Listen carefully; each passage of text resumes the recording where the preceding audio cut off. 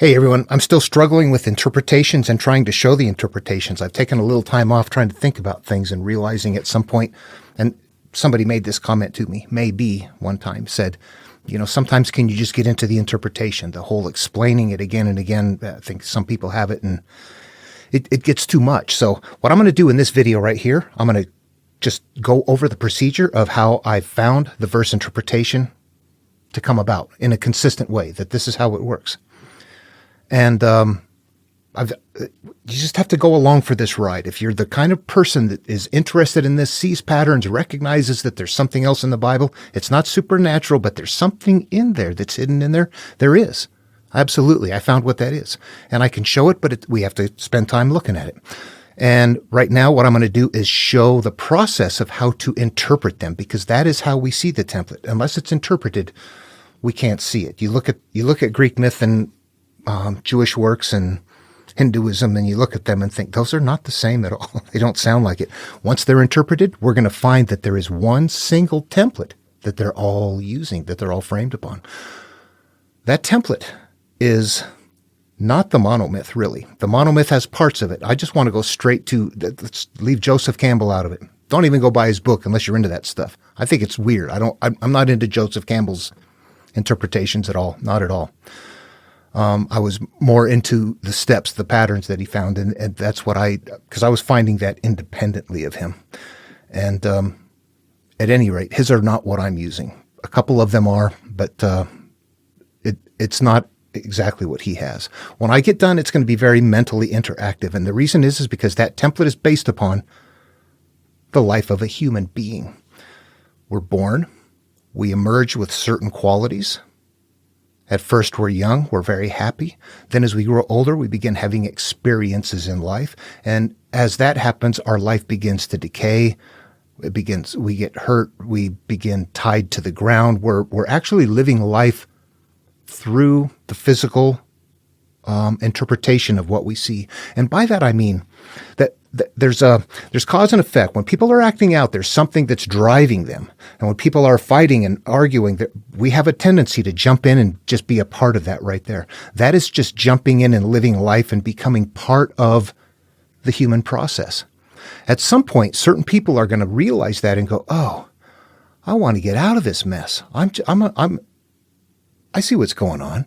There's a bunch of anger in the background, and I have become a part of it by responding to the physical. So I need to stop responding to the physical and go and start letting go of things." That's where the healing process begins. Then the healing process entails the idea that not very many people are going to do it. You must turn inward.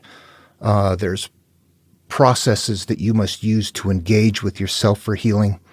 And that is what the story template is always going to be. That's going to always be the template. What you do is you take that template, though, and you say, now take each one of these inner steps and create some sort of an outward story representation of what if you were turned inward. Like if I say, okay, I see what I have to do. I have to turn inward and stop looking outward. I have memories and I have perceptions. I have anger that I have to go look at inside. I must turn inward. That's a difficult thing. That's a threshold. That's a gateway. That is a doorway. That is going into a tomb. That is crossing the river Styx. That is going through the clashing rocks. That is going through the Red Sea. All of those are representing the idea of turning inward. That's the kind of pattern recognition we're looking for. The stories sound different until you realize conceptually they're crossing something. There's a tough crossing here, or you're entering into something, or you're going through a narrow passage, the gate, the narrow gate, something like that. Always. There, everywhere. Okay. Now there's styles of verse. I'm going to talk about some that I'm going to repeat some things here for people that have watched before. I apologize, but in case somebody catches it for the first time, here's how the simple verse works. This one is how they interpret as we're looking for it. First of all, let me create a verse to show how it works. I think in reverse engineering one here, we can see the structure that they're doing. Okay. I am an individual that has had some horrific thing happen in my past, and it's hurt me. I've been angry and I act out. I've got issues. Somebody hurt me so bad. And time goes by, and eventually I learn somehow through something that I've worked out a forgiveness with this person. I no longer feel the way I used to feel for whatever reason. And in in observation, life is different. In observation, I realize that somehow in the easing of that sensation, that it changes something else in my life. Those things that act out, those cease to happen. Something different begins to happen once I forgive, and I go, oh, we're holding on to things that hurt us, and as long as we hold on to them continuously, we're hung up in there. We've got to let go of that. And I can see that, and I tell the people around me, and what would you do if you told people around you that are angry? Yeah, forgive who molested you, raped you, all the things that you have to do to feel better. Do all of that stuff. They would tell you to get lost. Most people would. But there's a few people that are going to go, okay, I get it. It's not about them. It's about me. It's about my life. I am ready to make that transition. Not many people are going to do it. So it starts narrowing down. Those are the called people. You on board with this? You're called. That's how it works. It's just a mental process. And yes, I want to take care of it. Okay. What I must do then is create, in this case, I'm going to create a verse, just a benign verse, to send that message around. What I have to do is take that idea right there, and I'm going to take something in the world and create an analog for myself and for that experience and try to reframe that. So what I'm going to do is I'm going to designate myself as a ship, and I'm going to designate that pain as an anchor, something that I'm hanging on to. And I might say, okay, yeah, that'll work. Now tell people an anchored ship cannot sail free. And suddenly we have a teaching that is nested in a verse that doesn't sound like that teaching anymore. But the person that knows it would go, oh, that's me. I can't sail free if I don't let go. It represents who and what I am. And there's ways of interpreting it at layers. So, non-interpretation, face value. Somebody might interpret it to the physical world. And this is what happens to Jesus's, most spiritual work, actually, not just Jesus. It's very common, though. People will interpret Jesus, but they'll interpret in some sort of a physical manner. And this is where variation comes in. For example, on that verse, somebody might look at it and say, well, to sail free, that means I have to let go of my dead-end job or this relationship, somehow I'm stuck someplace that I need to let go of. I'm not advancing ahead. I'm not doing what I need to do in order to, and you would look at that and go, oh yeah, that actually works.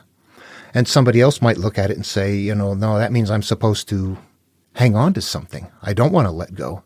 I was, when I was an orphan, raised in all kinds of horrific ways. Now I got family, I got friends, I got sanctity. I got a port to anchor in. So that means something different to them. So at that level right there, you get variation in the interpretation. It's physical outward, and it's up to the individual and how they see it. Once you say, nope, it's not about that at all. It's about mental process that you're hanging on to. That's it. Nothing else. That's it. Then there's the flexibility goes away. What you're hanging on to up here, what hurts you? What do you not want to deal with? What comes up that makes you angry or fearful or all of those things? That is what is there, no matter what. When we interpret it that way, we'll all come up with the same thing. And we will know that is what is, whatever the master nested in there, that's what it was. Then there's different ways of doing it. You don't have to use the ship. The dog chained in the backyard cannot, do anything more than run around the chain. I don't know. The tetherball goes around the pole. Somehow, the wheel comes around. We begin to see ways of those nested in here. And here's some short verse ones. I'm going to take one from Buddha, Lao Tzu, and Jesus right here. 3 ones to show how 3 of them that sound different, nevertheless, go to that same place. All right, start with Lao Tzu. And this is coming from the Tao Te Ching, a very small book of verses. This was Lao Tzu's original work. Taoism emerges from this. This is the very first page. What I'm going to do is get to a place where there's a couple of things happening in here, and let's just talk about and see how it works. The Tao that can be told is not the eternal Tao. The name that can be named is not the eternal name. The unnameable is the eternally real. Naming is the origin of all particular things. Free from desire, you realize the mystery.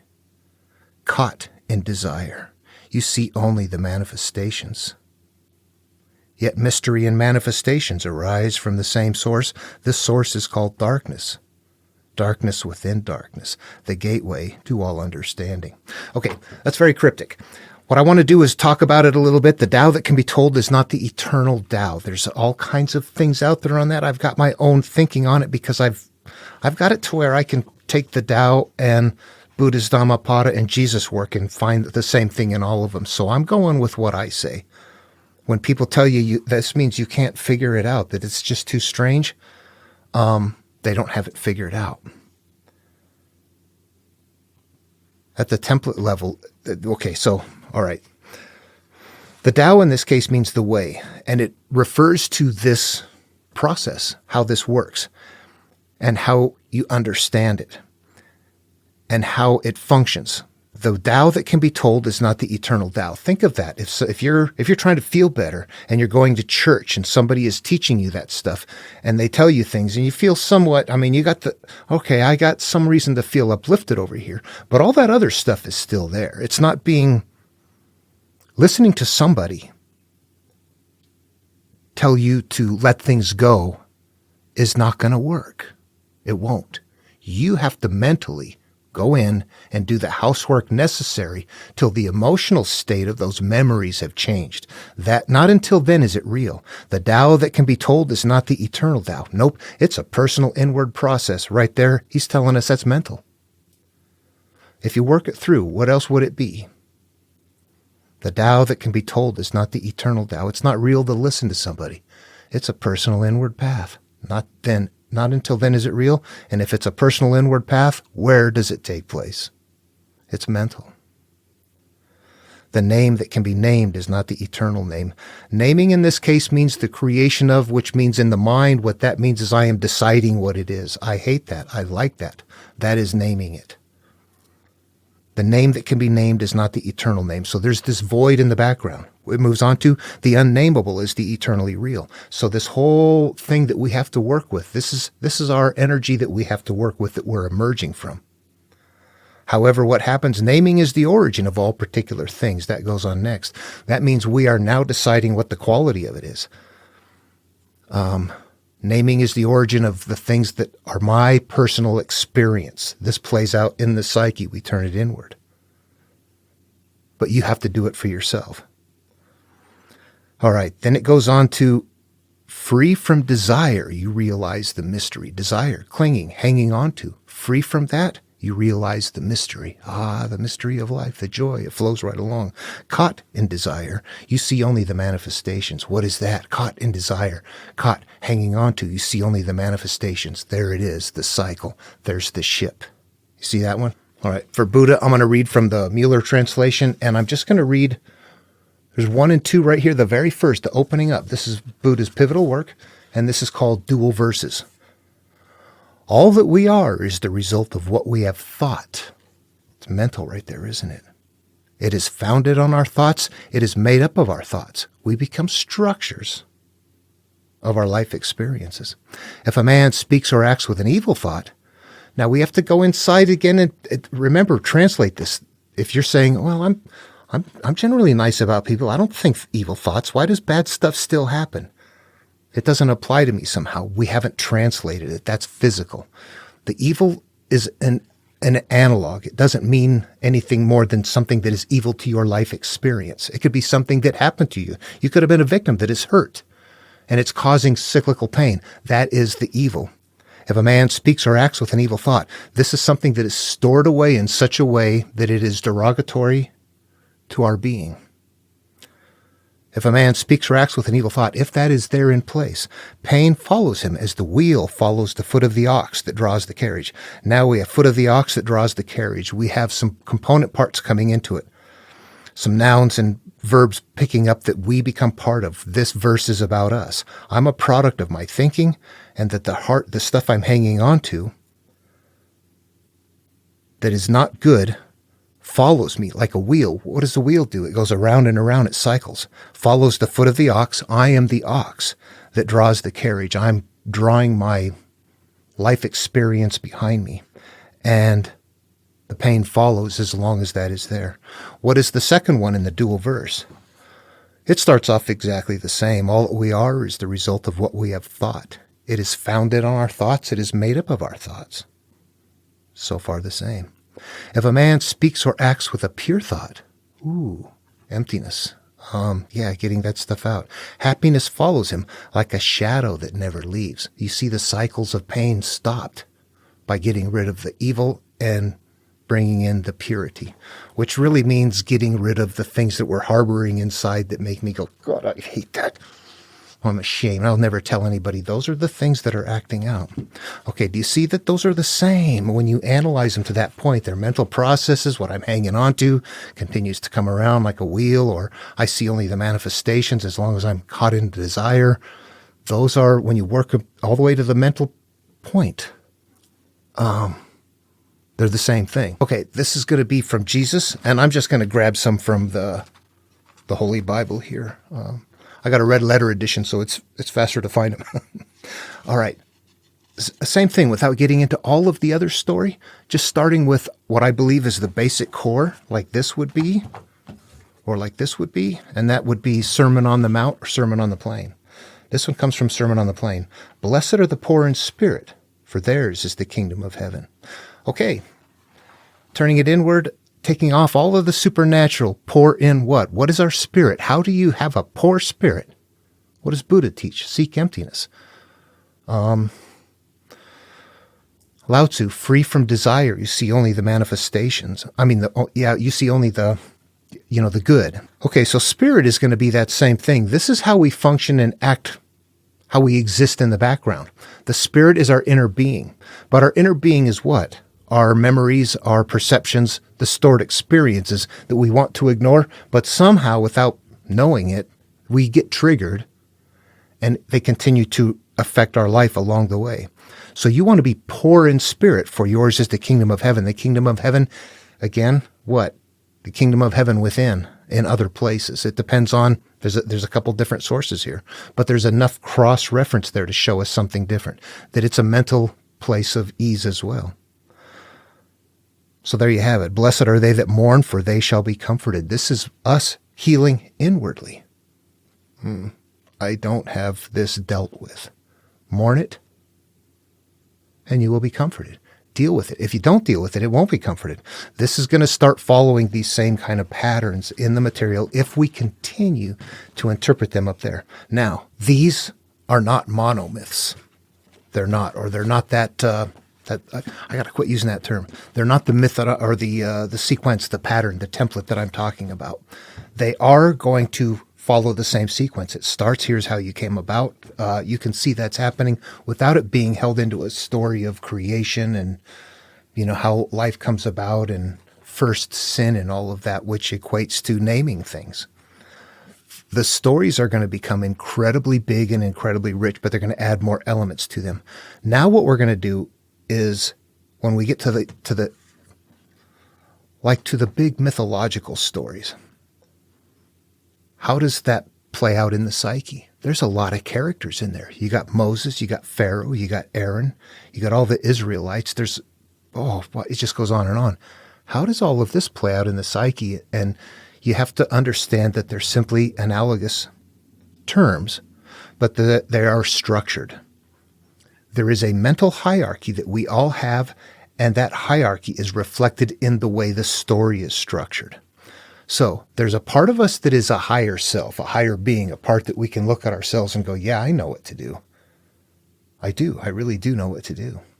Then there's a conscious part that we're living through that has all of that. This is our interface to life. This is how we feel, how we see, how we experience. Then we have our subconscious. This is where we're storing not only the memories, but probably moreover the emotional state and the emotional feelings of those memories in an electrochemical state in our brain that we exist in a collective and life continues to unfold that way. We're living in the flow of life or the graces of God or something like that. The Tao, the way, the flow of life is going to be dependent upon the quality of what we are holding up here. People that don't have issues, they have good lives, don't they? People with a lot of issues, what happens? We see that. We're trying to go from a place of having issues to not having issues. But the stories then that higher self is going to be God. The person in the story that is the called person is going to be your consciousness at the time that you're going on the journey. You're going to be going after things and trying to defeat things that all represent parts of your past. It'll be you sliced up. You might have to defeat a brother or somebody.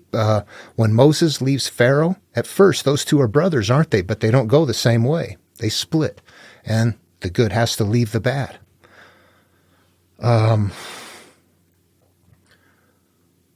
Moses and Aaron both. Moses is going to represent that part of us that always knows what to do. Aaron's going to represent the part that steps in later that goes, okay, it's time to start doing it now. We're going to start making steps. We're going to start doing things to escape. There's something else that is coming into play in the stories that make them bigger. That cyclical pain, the wheel or something like that growing and coming around, that is what we're going to see is something different. Like for example, in Exodus, what you're going to see is plagues happening over and over again. And that is right at the place where the cyclical pain would be, the wheel or something like that. Holding on, you only see the manifestation of it. That happens there. You see that in other places. In fact, the earliest place I see it is in the Babylonian creation myth, the Enuma Elish, as one tablet goes through this, big, horrific, long story of destruction, and then that eases off, and then the next tablet, we have the same thing happen again. And I've even seen people make comments, did something happen? There's a repeat in there. And that's that. There's not a lot of changes in it. They sound the same. But what it's doing is it's repeating the bad part. So it's showing right there a cyclical pain, but in a pretty early form right there. In Genesis, you don't see it. What you see is something like, or you will have pain in childbirth. That's a hierarchy. The conscious is Adam. The inner being is Eve. Whatever we have for sin represents life experience. Now when that begins to act out, it's represented by giving birth, and every time it comes out, it's going to be painful. So we imply the cycles right there. It's pretty short. When we get to Exodus, it's like, whoa, that's a big story. That's not a short little thing that's hiding the cycle in it. That's like repeating things over and over again. It's a storytelling culture. You'd want that. And they're not reading it like this. They're getting the stories independent of each other. They're not hearing Genesis and then Exodus. They would be separate from each other. And they would be told verbally. Okay, so yeah, all of the parts of the story, then you find how they are a part of you, the good parts, the bad parts. They add in a lot of complexity, but they're putting in a lot of detail that I don't know what it is yet. A lot of number switching up and things like that, creating more analogs. But all of it is going to fit on this same sequence. It'd be like island hopping, steps along the way. In its shortest form, you go from island to island to island. In its biggest form, you go to one island and you must do a bunch of things and you must solve a bunch of problems and you must create a bunch of things. And then when that's done, you go to the next island. The big structure is still there, but along the way, there's more details added into it. Now it's not just turn in and heal. Now it's turn inward, use your higher being, working with your conscious, dealing with the memories that you have, going inward and looking at them instead of hiding away from them until you become more familiar with them and can start looking at them in a way that they're not painful. That is what begins to emerge from the story when it's completely translated. You know what? Think about the implications of that. What is the idea of Buddhism? To find inner peace. Taoism? Yeah, to find a good flow of life. At the end of the day, that template is all about finding out that we are products of our perceptions and to function in a way in our minds to let those perceptions go so that we cease living that life that we started with. Those are physical things that emerge. It's going to take a lot of work. It will not be easy, and it's going to take repetitive steps. That is a very scientific process that is in all of the material. That means if you read the Bible, that is what emerges as the template. The same thing that Buddhism would get you. The same thing that Taoism would get you. There's only one reality nested in a variety of ways of carrying it. And What I'm going to do now on the next video, when I get into this, I'm going to jump into Genesis, right where it starts, where Abram is called. And I'm just going to start reading through and interpret as I go. And I'll refer back to this, but it's going to jump just right into that process where God chooses Abram, who has a wife named Sarai. Those are all three component parts of up here. And I'm going to start right that way, reading it that way. Advanced students. That should sound like a trilogy. Think that through. Different terms, just different analogs. All right. Hope this video was helpful, and looking forward to the next one. Take care.